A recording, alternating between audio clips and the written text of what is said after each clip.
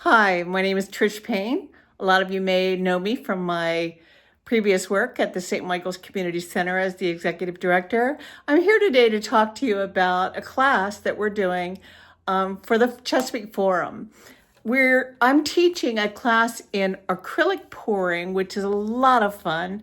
I learned it a few years ago, and there's so many techniques to it. What I'm going to be teaching is called the swipe technique. One of the examples I have is a sunburst that we do.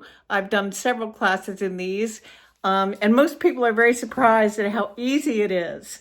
I'm very excited to bring it to you and teach you the different ways to mix paint, the different ways to manipulate the paint.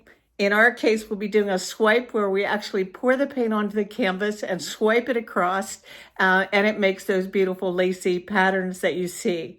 So I'm hoping that you'll join us and we'll have a lot of fun kind of discovering for ourselves what we can do, which you may not think you could do. So be sure to check out this class. It'll be at the Artisan's Gallery at 609 South Talbot Street.